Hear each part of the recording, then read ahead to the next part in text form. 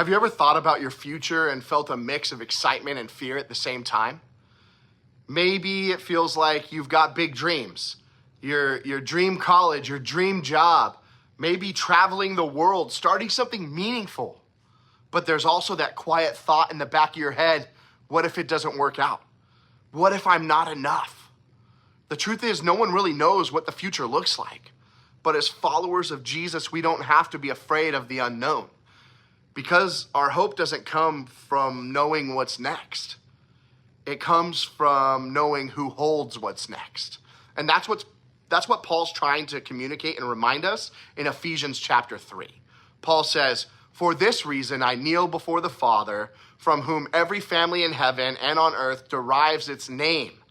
I pray that out of his glorious riches he may strengthen you with the power through his Spirit in your inner being." I want to pause right there. I need you to understand, Paul's not praying for stuff. He's not asking for better circumstances or a perfect future. He's praying for strength, and a strength that comes from inside, from God's Spirit. Because sometimes hope isn't about what's happening around you. It's about what God is doing in you.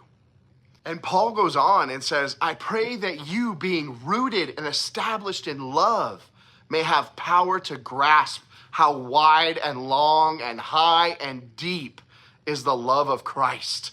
Man, that's some powerful language. Rooted and established. Think about the roots of a big tree. They go deep in the ground to find water and strength so that the tree can stand tall, even when those storms come and hit. Paul is saying that your roots should go deep into God's love. Because when you really understand how much he loves you, you can face whatever comes next. When you're grounded in God's love, your future doesn't feel like something you need to fear. It feels like something to look forward to. Paul ends this prayer with one of the most hope-filled verses in the entire Bible. It says, "Now to him who is able to do immeasurably more than all we ask or imagine, according to his power that is at work within us." Let that one sink in.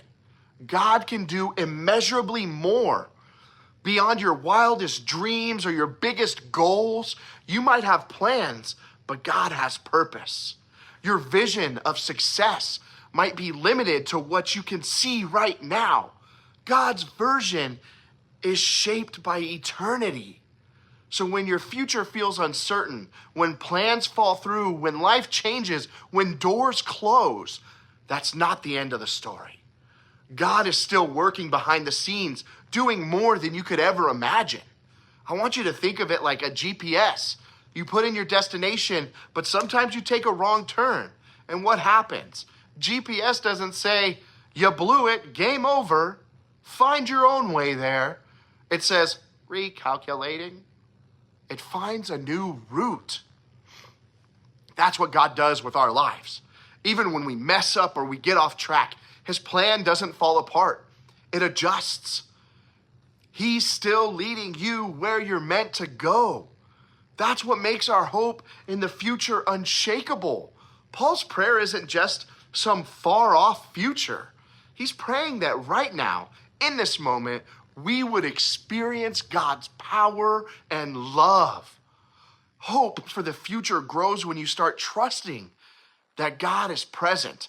Every time you pray, every time you choose faith over fear, every time you act with love instead of anger, you're building a foundation of hope that will carry you forward. Now you might say, "Yeah, Nick, that sounds all great. I love it. I want it." But what does this look like for us this week? I think there's 3 ways that can help us. I don't think that they're a fix-it, but I think that they help us stay focused in that. And the first one is to stay rooted in love. Spend time with God daily. When you know that you're loved, you'll stop fearing the unknown. And the second is to trust his process. Your story is still being written. Don't push what God is shaping. And the third is to dream bigger. God's dreams for you are far greater than your comfort zone. Don't limit him to what only you can imagine. And here's the truth that Paul wanted every believer to walk away with. Hope in the future doesn't come from knowing the plan.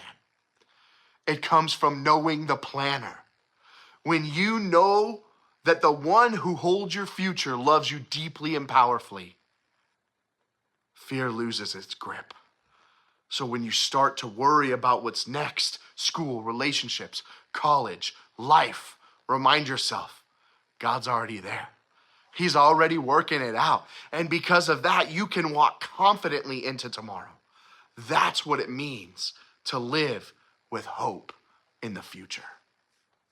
Have a beautiful week, everybody.